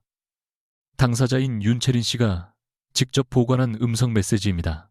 지금 이 자리는 공개 재판이 아니라 사실 확인 회의고 자료 사용 범위는 이후 법률 검토를 거칠 겁니다. 체리는 태준을 향해 말했다. 나는 이걸 공개하려고 가져온 게 아니에요. 마지막으로 당신을 믿을 이유가 있는지 확인하려고 가져왔어요. 그런데 당신은 지금도 내게 미안하다고 하지 않네요. 들킨 걸 문제 삼을 뿐이죠. 태준은 그녀의 눈을 피했다. 그 작은 회피 하나가 체린의 마지막 미련을 완전히 끊었다. 서연은 그 순간에도 감정에 휩쓸리지 않으려 손끝에 힘을 주었다.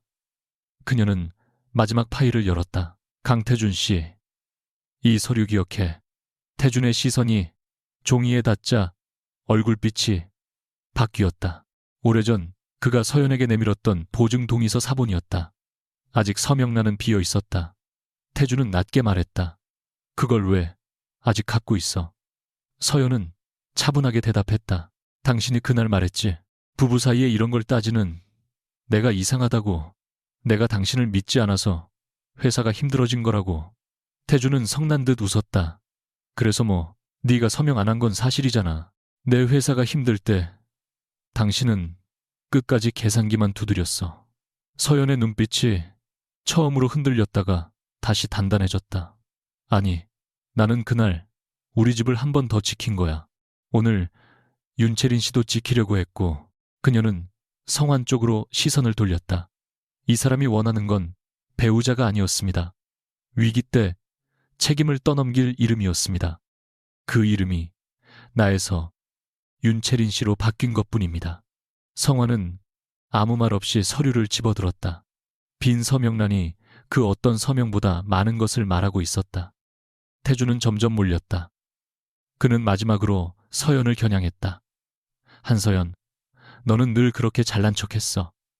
숫자 몇 개 맞춘다고 사람이 되는 줄 알았지. 내가 왜 너한테서 숨쉬고 싶었는지 알아. 너랑 있으면 나는 남편이 아니라 심사 대상이었어. 네가 만든 감옥에서 벗어나려고 한 게 그렇게 큰 죄야. 회의실 안이 조용해졌다. 그 말은 논리보다 상처를 찌르기 위해 만들어진 칼이었다. 서연은 잠시 숨을 삼켰다.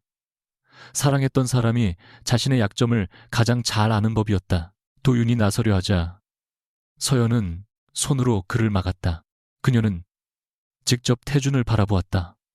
그래, 나는 당신을 믿는 법을 몰랐을지도 몰라. 너무 조심했고 너무 많은 걸 숫자로 확인하려 했지. 하지만 나는 거짓말로 결혼하지 않았어. 다른 사람의 딸을 담보로 삼지도 않았고 빚을 사랑으로 포장하지도 않았어. 태주는 비웃으려 했지만 실패했다. 서연은 천천히 말을 이었다. 당신이 숨쉬고 싶었다면 떠났으면 됐어. 이혼하자고 말했으면 됐어. 그런데 당신은 떠나지 않았어. 내 이름이 필요했으니까. 그리고 이제는 윤채린 씨의 이름이 필요했던 거야. 그 말이 끝나자 도윤은 더 이상 그녀를 막을 필요가 없다는 것을 알았다. 그녀는 흔들리고 있었지만 무너지지 않았다. 윤성환은 회의실 테이블 위에 모든 자료를 천천히 정리했다. 그리고 은행 임원들을 향해 말했다. 오늘 이후 강태준 대표 회사와 관련해 우리 집안의 이름이 언급되는 모든 심사 자료는 즉시 정정 요청하겠습니다. 우리 측 보증 가능성은 전면 부인합니다. 은행 임원은 신중하게 고개를 끄덕였다. 관련 자료는 내부 절차에 따라 재검토하겠습니다. 원본 보존 요청도 검토하겠습니다. 성환은 다시 태준을 보았다.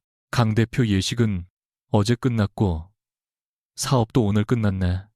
하지만 내 딸을 이용하려 한 대가는 이제 시작이야. 태준이 주먹을 쥐었다.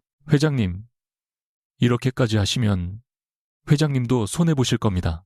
언론은 윤가가 사위될 사람을 버렸다고 쓸 겁니다. 성환의 목소리는 얼음 같았다. 틀렸네. 나는 사위를 버린 게 아니라 사기 계약을 거절한 거야. 체리는 그 말 뒤에 조용히 일어섰다. 그녀는 태준에게 다가가지 않았다. 멀리서 말했다. 나는 당신을 고소하겠다고 말하러 온 게 아니었어요. 내가 사랑한 시간이 전부 거짓은 아니었다고 믿고 싶었어요. 그런데 지금 보니 그 시간조차 당신에겐 협상 자산이었네요. 그녀는 아버지의 비서에게 작은 봉투를 건넸다. 그 안에는 태준이 준 약혼 반지가 들어 있었다. 회의가 끝난 뒤에도 서연은 바로 일어나지 못했다. 사람들이 하나둘 밖으로 나가고 은행 임원들과 윤가 법무팀이 자료 보존 절차를 논의하는 동안 그녀는 빈 테이블 위에 놓인 보증 동의서 사본만 바라보고 있었다. 도윤이 조용히 다가왔다. 잘했습니다. 서연은 고개를 저었다. 잘한 건지 모르겠어요. 그냥 끝까지 말했을 뿐이에요. 도윤은 잠시 침묵하다가 말했다. 그게 제일 어려운 일입니다. 서연은 그를 바라봤다. 어젯밤까지만 해도 그는 그녀를 멈추게 하려는 사람처럼 보였다. 그러나 오늘 회의에서 그는 그녀 앞에 서지 않았다. 옆에 있었다. 필요한 순간에 선을 그어주고 그녀가 직접 말해야 할 순간에는 물러나 있었다.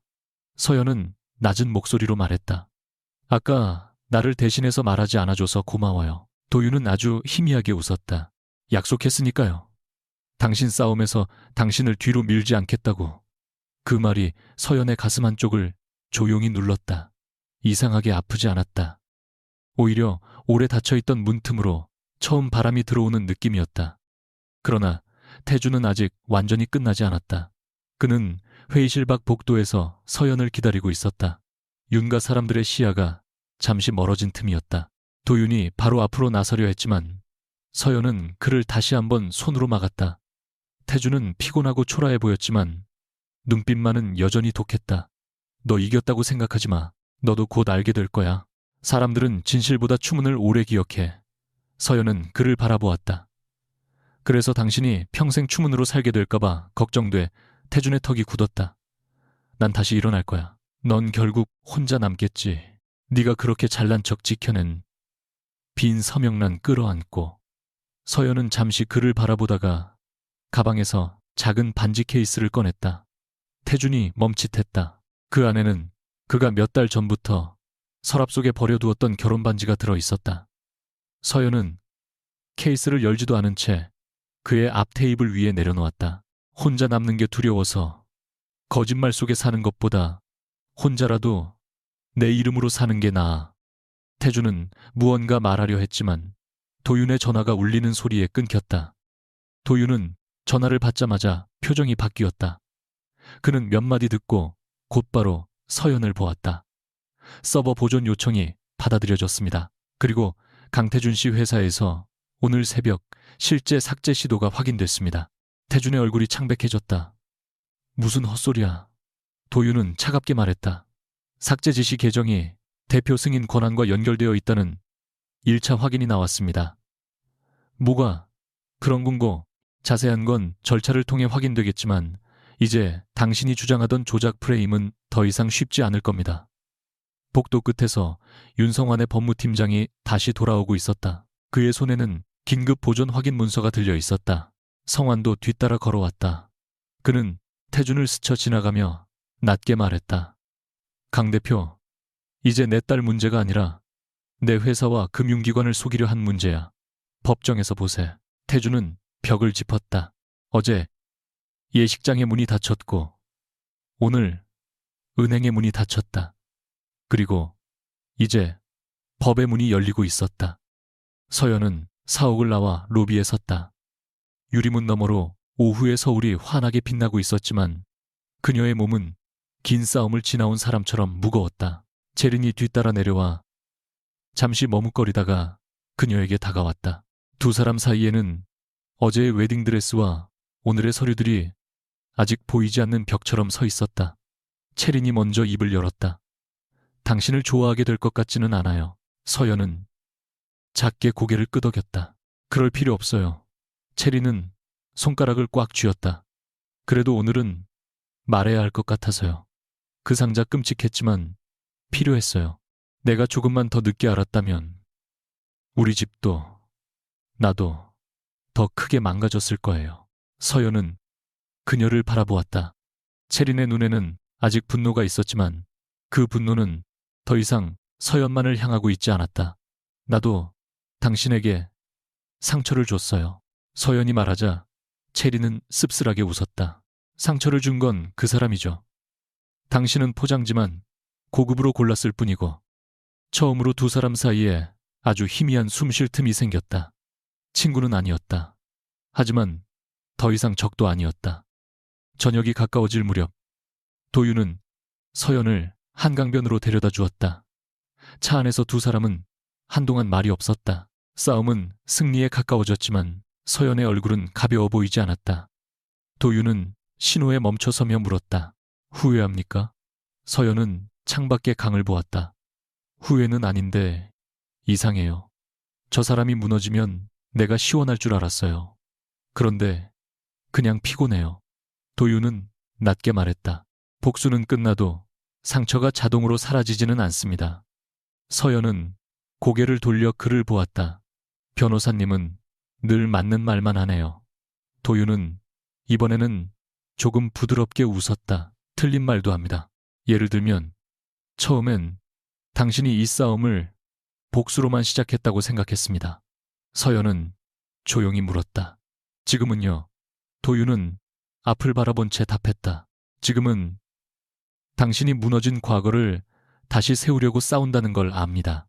그리고 그 과정에서 혼자 서는 법을 배운다는 것도요. 서연은 아무 말도 하지 않았다. 하지만 이번 침묵은 방어가 아니었다. 누군가 자신을 정확히 보았을 때 사람은 가끔 대답 대신 숨을 고르게 된다. 그날 밤 서연은 집으로 돌아와 빈 반지 케이스가 있던 서랍을 정리했다. 태준의 셔츠, 함께 찍은 사진 출장이라 적힌 낡은 일정표, 그가 남긴 작은 메모들이 하나씩 상자 안으로 들어갔다. 그녀는 울지 않았다. 울음이 없어서 덜 아픈 것이 아니라 아직 울 곳을 찾지 못했기 때문이었다. 휴대전화에는 도윤의 메시지가 도착해 있었다. 내일 오전 이혼 소장과 추가 고소자료 정리하겠습니다. 오늘은 더 이상 기사 보지 마십시오. 서연은 그 문장을 오래 바라보다가 짧게 답했다. 네. 그리고 잠시 뒤 하나를 더 보냈다. 오늘 고마웠어요. 답장은 금방 오지 않았다. 서연은 휴대전화를 내려놓고 창문을 열었다. 서울의 밤 공기가 서늘하게 들어왔다. 그때 뉴스 알림이 떴다. 강태준 대표 회사 주요 투자 검토 중단, 허위 투자 확약 의혹. 서연은 화면을 끄고 눈을 감았다. 진짜 선물은 이제 열렸다. 그것은 누군가를 망치는 상자가 아니라 거짓으로 지은 왕국의 문을 안쪽에서 잠가버리는 열쇠였다.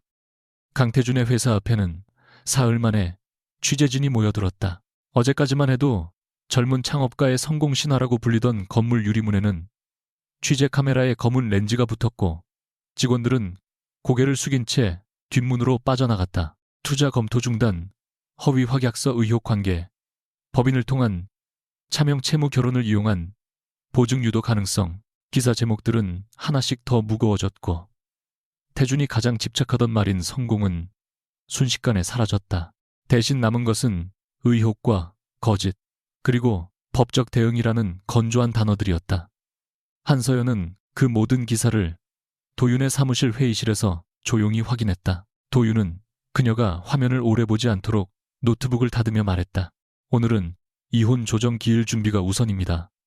강태준 씨 회사 관련 사건은 윤 회장 측과 금융기관이 따로 움직일 겁니다. 서연은 고개를 끄덕였다. 이상하네요. 내가 가장 기다렸던 장면인데 막상 보니까 뉴스 속 다른 사람 일 같아요. 도윤은 그녀를 바라보았다. 그건 당신이 더 이상 그 사람의 몰락안에 살지 않기 시작했다는 뜻일지도 모릅니다. 이혼 조종실은 생각보다 작고 조용했다.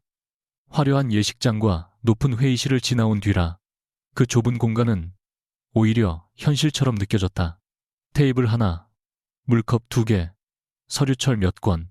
강태준은 검은 코트를 입고 들어왔지만 며칠 사이 얼굴이 많이 마른 듯했다. 그는 서연을 보자마자 비웃듯 웃었다. 만족해. 내 회사가 흔들리고 기자들이 내 이름을 씹고 네가 원하는 대로 다 됐잖아. 서연은 그의 말을 끝까지 들은 뒤 조용히 답했다. 아직 내가 원하는 건 하나도 안 됐어. 나는 오늘 내 이름을 돌려받으러 왔어. 태준의 눈빛이 흔들렸다. 그 말은 비난보다 더 차가웠다. 도윤은 옆에서 조정 자료를 정리하며 감정적 대화가 길어지지 않게 흐름을 잡았다. 태준은 마지막까지 재산 분할과 위자료 항목을 두고 버텼지만 이미 그의 거짓 출장 기록 혼인 중 중대한 신뢰, 훼손 금융 관련 허위 설명 가능성은 충분히 압박이 되었다. 서연은 많은 것을 요구하지 않았다. 함께 살던 집의 일부 지분, 정당한 손해회복, 그리고 명확한 사과문. 태준은 사과문이라는 단어에서 코웃음을 쳤다. 종이 한 장 받으면 네 인생이 깨끗해져. 서연은 담담히 말했다. 아니, 하지만 당신이 더는 내 침묵을 동의로 쓰지 못하게 되지. 조정이 잠시 중단되었을 때 태준은 복도 끝에서 서연을 붙잡았다. 도윤이 곧바로 따라오려 했지만 서연은 작은 손짓으로 멈추게 했다. 이번에는 도망치고 싶지 않았다. 태준은 낮은 목소리로 말했다. 서연아, 우리 진짜 이렇게 끝내야 해. 너도 알잖아. 처음부터 다 거짓은 아니었어. 내가 힘들 때 네가 곁에 있었고 너도 나를 사랑했잖아. 그의 목소리에는 처음으로 애원 비슷한 것이 섞여 있었다. 과거의 문을 열 수 있는 가장 위험한 열쇠였다. 서연은 잠시 그를 바라보았다. 결혼 초 작은 원룸에서 같이 컵라면을 먹던 밤, 태준이 첫 계약을 따냈다며 어린아이처럼 웃던 얼굴, 그녀가 야근해서 돌아오면 식탁 위에 놓여있던 식은 국, 그런 시간들이 정말 전부 가짜였을까? 대답은 쉽게 나오지 않았다. 그러나 서연은 이제 알았다. 진짜였던 순간이 있었다고 해서 그 뒤에 거짓이 용서되는 것은 아니었다. 그녀는 손가락에서 오래전에 뺀 반지의 자국을 천천히 문질렀다. 그래, 진짜였던 날도 있었겠지. 그래서 더 오래 참았어. 하지만 네가 진짜였던 시간을 방패로 삼아 거짓을 계속한다면 그 시간까지 더럽히는 건 내가 아니라 너야. 태준의 얼굴이 일그러졌다. 그는 다시 예전의 날카로운 목소리로 돌아갔다. 너는 결국 혼자일 거야. 서도윤이 네 옆에 있어줄 것 같아. 변호사는 사건이 끝나면 떠나 윤채린도 내게 고마운 척하다 자기 집안으로 돌아가겠지. 너는 늘 그랬어. 똑똑하고 차갑고. 그래서 아무도 오래 못 버텨. 그 말은 여전히 아팠다. 서연은 아프다는 사실을 부정하지 않았다. 다만 더 이상 그 아픔 때문에 고개를 숙이지 않았다. 혼자인 게 벌이라고 생각하는 건 당신이 늘 누군가의 이름이 필요했기 때문이야. 아내의 이름, 투자자의 이름, 윤가의 이름, 간다, 윤가의 이름. 하지만 나는 혼자여도 내 이름이면 충분해. 그녀는 가방에서 작은 봉투를 꺼냈다. 그 안에는 어제 태준에게 돌려주지 않고 다시 가져온 결혼 반지가 들어있었다. 서연은 그것을 그의 손에 쥐어주지 않았다. 복도 옆 폐기 문서함 위에 조용히 내려놓았다. 이건 추억이 아니라 증거였어. 이제 필요 없어.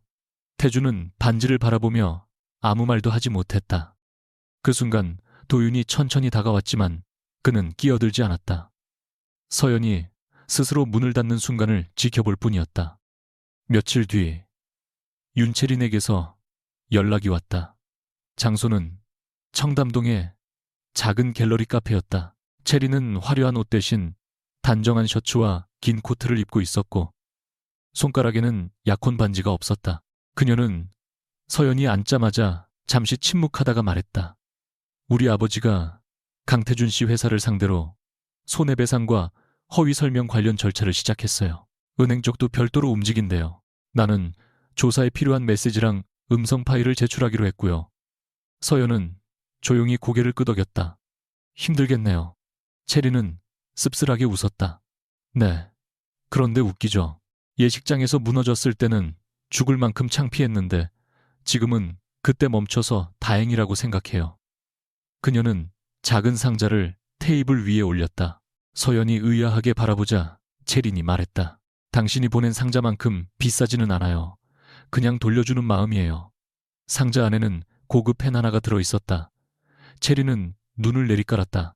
서명하지 말라고 했잖아요. 그래서 앞으로 내가 정말 원해서 쓰는 서명은 이걸로 하려고요. 서연은 그 펜을 바라보다가 처음으로 아주 희미하게 웃었다. 좋은 선택이네요. 채린은 작게 숨을 내쉬었다. 당신을 아직 좋아하진 않아요. 서연도 고개를 끄덕였다. 나도 당신에게 고마움을 요구하지 않아요. 채린은 이번에는 조금 편하게 웃었다. 그럼 우리 이상한 동맹 정도로 해요. 두 사람은 오래 이야기하지 않았다. 하지만 헤어질 때 채린은 서연을 불러 세웠다. 한서연 씨. 서연이 돌아보자 채린은 망설이다 말했다. 그 사람이 나한테 사랑한다고 말했던 시간들 때문에 내가 너무 멍청해 보일까봐 무서웠어요.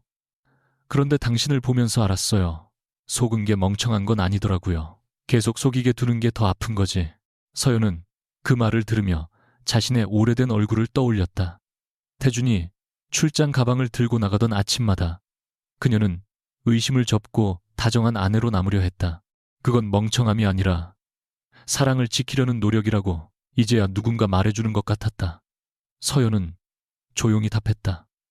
우리가 잘못한 건 믿은 게 아니에요. 잘못한 사람은 믿음을 도구로 쓴 사람이죠.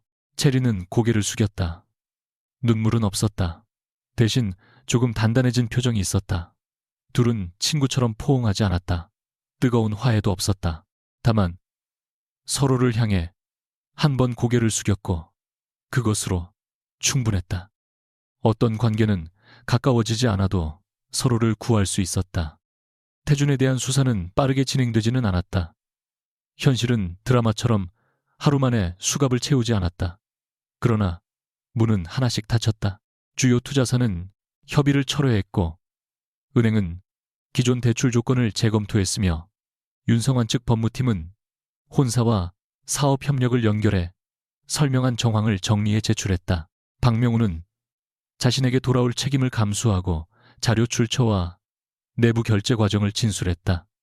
태주는 몇 차례 입장문을 냈지만 문장마다 이전 주장과 어긋나는 부분이 생겼다. 한때 그의 무기였던 말솜씨가 이제는 올가미처럼 그의 목을 조였다. 서연 역시 완전히 자유로운 것은 아니었다. 회사 내부 조사는 계속되었고 그녀가 자료를 다룬 방식은 세밀하게 검토되었다. 그러나 도윤이 정리한 절차 기록, 호텔 송출 전 윤가 측 동의 자료, 금융기관 확인 가능한 항목만 공개한 사실이 하나씩 확인되며 그녀를 향한 의혹은 줄어들었다. 감사본부장은 나중에 짧은 전화를 걸어왔다. 한 팀장 복귀 시점은 곧 논의합시다. 그리고 개인적으로는 버텨줘서 고맙습니다. 서연은 전화를 끊고 한동안 아무 말도 하지 않았다. 누군가의 신뢰가 돌아오는 소리는 박수처럼 크지 않았다. 아주 작은 숨처럼 조용했다. 겨울이 깊어질 무렵 이혼 조정은 마무리되었다. 서류 위에 한서연과 강태준의 이름이 마지막으로 나란히 놓였고 그 아래 각자의 서명이 남았다. 태준은 끝내 눈을 마주치지 않았다. 그는 이전보다 더 야위었고 입술에는 끝까지 인정하지 못한 사람의 억울함이 남아 있었다.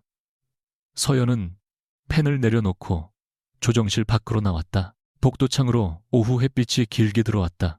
도윤은 조금 떨어진 곳에서 기다리고 있었다. 그는 결과를 묻지 않았다. 서연이 먼저 말했다. 끝났어요. 도윤은 고개를 끄덕였다. 수고했습니다. 너무 평범한 말이었다. 그런데 서연은 그 말에 갑자기 눈물이 날 것 같았다. 아무도 그녀에게 수고했다고 말해주지 않았다. 모두 강한 여자라고 생각했고 증거를 잘 모은 사람이라고 생각했고 차갑게 복수한 아내라고 생각했다. 그러나 도윤은 그녀가 버틴 시간을 보았다. 서연은 고개를 숙여 숨을 고른 뒤 말했다. 나 생각보다 괜찮지 않네요. 도윤은 조용히 답했다. 괜찮지 않아도 됩니다. 오늘은 끝난 날이지 다 나은 날이 아니니까요. 그 말에 서연은 결국 아주 짧게 울었다. 소리 없이 그러나 숨기지 않고 도윤은 그녀를 차에 태우지 않았다. 대신 두 사람은 법원 근처 작은 길을 천천히 걸었다. 차가운 공기가 얼굴을 스쳤고 사람들은 각자의 하루를 들고 지나갔다. 서연은 손을 코트 주머니에 넣은 채 말했다. 변호사님은 사건 끝나면 떠난다고 그 사람이 말했어요. 도윤은 옆을 보지 않고 대답했다. 그 말은 반은 맞습니다. 변호사는 사건이 끝나면 물러나야 합니다. 서연의 걸음이 아주 조금 느려졌다. 도윤은 그제야 그녀를 바라보았다. 하지만 사람이 꼭 물러나야 하는 건 아니죠. 서연은 그 말을 이해하는데 몇 초가 걸렸다. 도윤은 서두르지 않았다. 그는 늘 서류처럼 정확한 사람이었지만 지금은 처음으로 답을 강요하지 않는 사람처럼 서 있었다. 서연은 작게 웃었다. 그럼 이제 계약서 없이 만나는 건가요? 도윤의 입가에도 희미한 미소가 생겼다. 계약서 없이, 녹음 동의서 없이, 사건 번호 없이, 가능하다면 저녁부터요. 서연은 하늘을 올려다보았다. 서울의 겨울 하늘은 맑고 차가웠다. 그녀는 오래전부터 누군가에게 기대는 일을 약점이라고 생각했다. 그런데 지금은 기대는 것이 아니라 같은 방향으로 걷는 일일 수도 있겠다는 생각이 들었다. 그날 저녁 서연은 도윤과 한강이 보이는 작은 식당에 앉았다. 비싼 코스 요리도 과장된 분위기도 아니었다. 테이블 위에는 따뜻한 국물과 조용한 조명이 있었고 두 사람 사이에는 처음으로 서류철이 없었다. 도윤은 물잔을 내려놓으며 말했다. 사실 처음엔 당신이 무서울 정도로 침착해서 감정이 없는 사람인 줄 알았습니다. 서연은 숟가락을 들다 말고 그를 보았다. 지금은요, 감정이 너무 많아서 그것들을 모두 정리하려고 침착해진 사람으로 보입니다. 서연은 잠시 웃었다. 웃음은 어색했지만 진짜였다. 나는 변호사님이 사람을 믿지 않는 줄 알았어요. 도윤은 창밖의 강을 바라보았다. 믿으면 늦게 다칠까봐 그랬습니다. 그런데 믿지 않아도 다치더군요. 서연은 그의 말을 오래 곱씹었다. 두 사람은 사랑을 고백하지 않았다. 아직 그럴 때가 아니었다. 그러나 침묵이 불편하지 않았고 서로의 상처를 설명하지 않아도 되는 순간이 있었다. 그것만으로도 시작처럼 느껴졌다. 며칠 후 서연은 정리한 짐상자를 들고 예전 아파트를 완전히 떠났다. 마지막으로 거실을 둘러보았을 때 그곳은 더 이상 결혼의 폐허처럼 보이지 않았다. 그냥 한때 그녀가 살았던 집이었다. 현관 앞에는 버릴 물건들이 놓여 있었고 작은 상자 하나에는 채린이 준 펜이 들어 있었다. 서연은 새 사무실 복귀를 앞두고 그 펜으로 첫 문장 하나를 적었다. 다시 시작한다. 너무 흔한 문장이었지만 그녀에게는 가장 낯선 문장이었다. 같은 시간 태주는 법률 대리인을 통해 여러 조사에 출석해야 했고 그의 회사는 매각 또는 구조조정 절차를 검토한다는 소식이 전해졌다. 누구도 그를 단숨에 끝장내지 않았다. 그러나 그가 사람들의 이름으로 쌓아 올린 계단은 하나씩 무너지고 있었다. 서연은 더 이상 그 소식을 찾아보지 않았다. 몰락을 확인하는 것으로 자신의 하루를 시작하고 싶지 않았기 때문이었다. 그녀는 이제 누군가의 죄보다 자신의 회복을 먼저 보아야 했다. 봄이 오기 전 마지막 추위가 지나던 날, 서연은 광화문 횡단보도 앞에서 도윤을 만났다. 그는 검은 코트를 입고 있었고 손에는 서류 가방 대신 작은 꽃다발을 들고 있었다. 서연은 눈썹을 올렸다. 서도윤 변호사님이 꽃을 들고 다니는 건 처음 보네요. 도윤은 조금 민망한 표정으로 말했다. 증거물은 아닙니다. 서연은 웃음을 터뜨렸다. 이번에는 숨기지 않고 웃었다. 신호등이 파란불로 바뀌었고 사람들의 물결이 움직이기 시작했다. 도윤은 그녀에게 손을 내밀지 않았다. 대신 속도를 맞췄다. 서연도 그의 팔을 잡지 않았다. 대신 나란히 걸었다. 그 정도가 지금의 두 사람에게는 충분했다. 길 건너편으로 겨울빛이 낮게 번졌고 빌딩 유리창에는 서울의 하늘이 조각처럼 비쳤다. 서연은 문득 예식장으로 보낸 검은 상자를 떠올렸다. 그날 그녀는 누군가를 끝내기 위해 진실을 포장했다고 생각했다. 하지만 시간이 지나고 보니 그 상자는 그녀 자신의 문을 여는 열쇠이기도 했다.